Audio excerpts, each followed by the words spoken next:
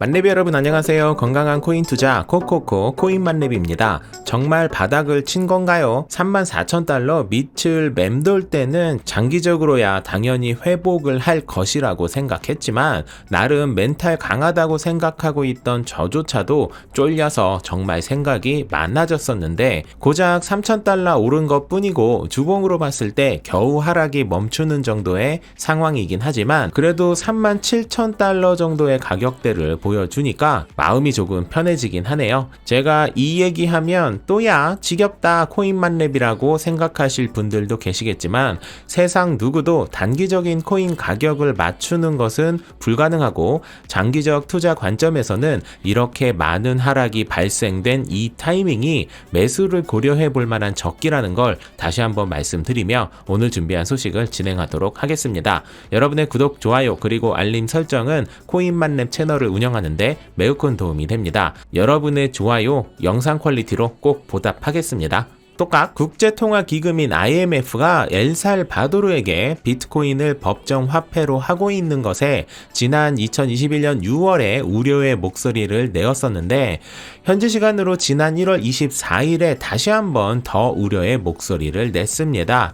비트코인을 법정 화폐로 사용하는 것은 금융 안정성, 소비자 보호에 대한 큰 위험을 동반할 뿐만 아니라 우발적 채무를 낳을 가능성도 있기 때문이라는 것인데요.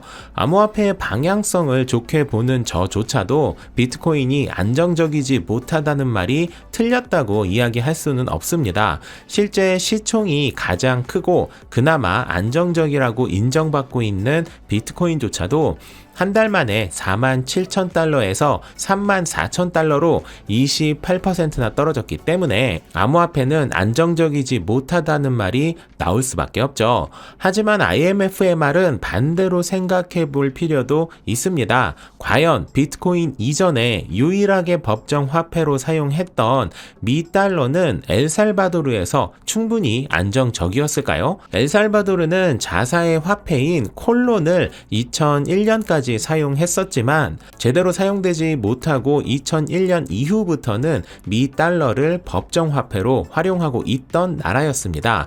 자국의 화폐를 사용하지 않고 미 달러를 법정 화폐로 사용하는 나라들은 엘살바도르 이외에도 에콰도르, 짐바브웨, 팔라우, 파나마, 소말리아, 푸에르토리코, 동티모르 등 많은 나라가 미 달러를 사용하고 있는데 이 나라들의 공통점은 자사의 화폐가 아니다 보니 하이퍼 인플레이션과 함께 작은 국제 정세에도 가치가 크게 요동을 치는 등 화폐 자체의 문제가 주기적으로 발생되고 있기 때문에 위에 언급드린 나라들은 모두 조금이라도 더 안정적인 화폐를 찾을 수밖에 없는데 사실 잘 생각해보면 미 달러가 문제가 있어서 위안화, 유로화 혹은 K문화가 좋으니 원화로 법정 화폐를 결정한다면 미 달러를 이용했을 때 발생되는 문제 그대로 혹은 더 안 좋은 상황이 발생될 것이라는 건 누구나 쉽게 예측할 수 있겠죠. 엘살바도르는 그런 이유로 완전히 새롭고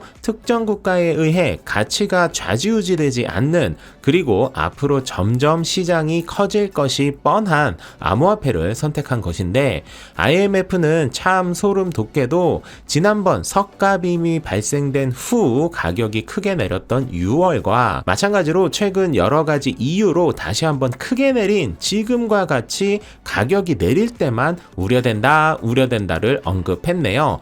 암호화폐 가격이 오를 때에도 암호화폐 이거 진짜 위험해 라고 말했다면 조금 더 설득력이 있지 않았을까 싶긴 한데 이 부분은 조금 아쉽긴 하네요. 이와 관련하여 공식적인 언급은 아니지만 매우 흥미로운 썰 하나가 있는데 그건 솔직하고 재미있는 실시간 라이브 방송을 통해 이야기 나눠보도록 하겠습니다. 어쨌든 IMF가 아무리 이렇게 말한다 한들 엘살바도르는 이미 비트코인을 활용한 대출 서비스까지 진행을 할 예정이고 이 대출 서비스는 심지어 은행보다도 금리가 낮게 진행될 것이라 비트코인을 채택한 것을 철회할 확률은 매우 낮아 보이네요. 다음은 빗썸의 해외 거래소 기준이 변경된 최신 최신 소식입니다. 빗썸은 공지사항을 통해 해외 거래소 출금 주소를 기존 57개 거래소에서 1월 26일 기준 딱 9개만 가능하도록 정책을 변경했다고 밝혔습니다.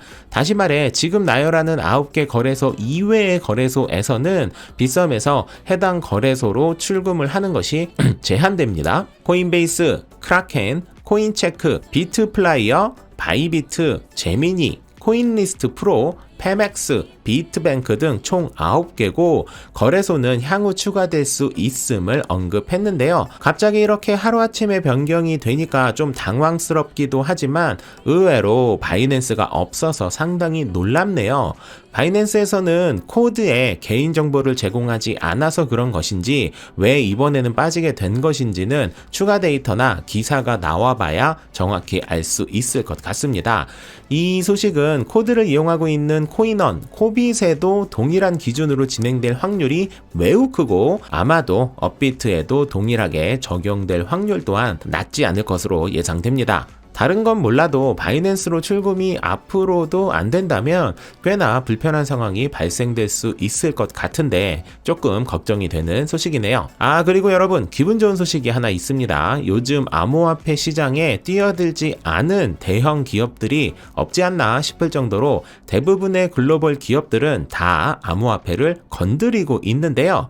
이제 올 게 왔네요. 유튜브도 이에 동참할 확률이 크다는 소식을 IT 전문 매체인 더 버지 등 여러 매체에서 제가 지금부터 설명드릴 내용을 보도했습니다. 유튜브는 올해 중으로 NFT 도입을 고려 중이라는 내용인데 유튜브 최고 경영자인 수잔 보이치키는 유튜브 크리에이터들에게 광고 수익이 아닌 또 다른 수익원으로서 향후 NFT에 진출할 것을 고려하고 있다는 서한을 보냈다고 합니다.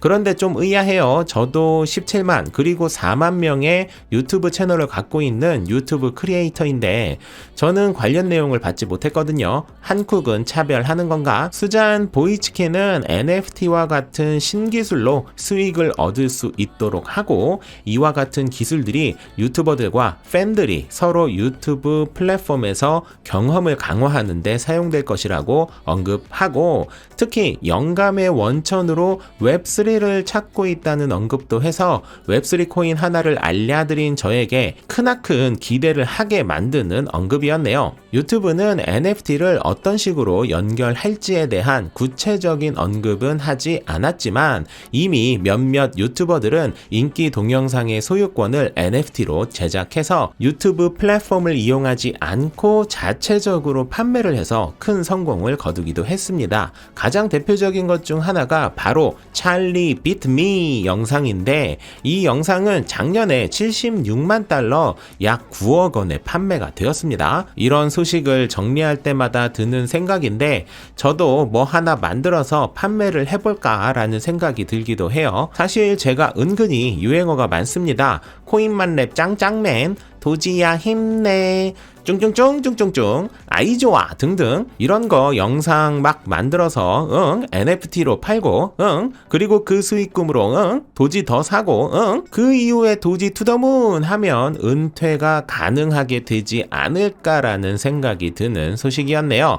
암튼 유튜브도 본격적으로 암호화폐를 직접적으로 연결할 것이라는 소식은 분명 코인 시장 전체에 매우 큰 영향을 줄 수 있는 좋은 소식인 만큼 많은 코인들이 좋은 방향성을 보여주었으면 하는 바람입니다. 일론 머스크는 맥도날드가 도지코인을 지원하면 TV에서 해피밀을 먹겠다고 말을 하고 이에 대한 위트 있는 답변으로 맥도날드는 테슬라가 그리미스 코인 결제를 도입한다면 맥도날드도 도지코인 결제를 지원하겠다고 아주 위트 있고 재미있는 트윗 농담을 했는데 그리미스는 맥도날드가 출시한 공식 캐릭터로 그리미스 코인이라는 건 존재하지 않아서 맥도날드가 재밌는 트윗을 날렸구나 라고 즐겁게 넘어갈 수 있는 이 상황에 누군가는 이를 돈벌이 수단으로 이 트윗이 나온 이후 즉시 10종의 그리미스 코인이 실제로 생성되었고 이 중 몇몇 코인은 6만%가 오르기도 하는 웃지 못할 상황이 또 연출되고 말았습니다. 물론 이런 코인들은 거래량이 매우 적어서 6만%가 올라봤자 수익금은 매우 낮지만 코인의 가격이 이렇게 단순히 언급한 것만으로 오르는 지금의 이 상황은 하루빨리 바뀌어야 할 것 같다는 생각을 하며 오늘 준비한 영상을 마무리 짓도록 하겠습니다. 만렙 여러분 모두 성투합시다.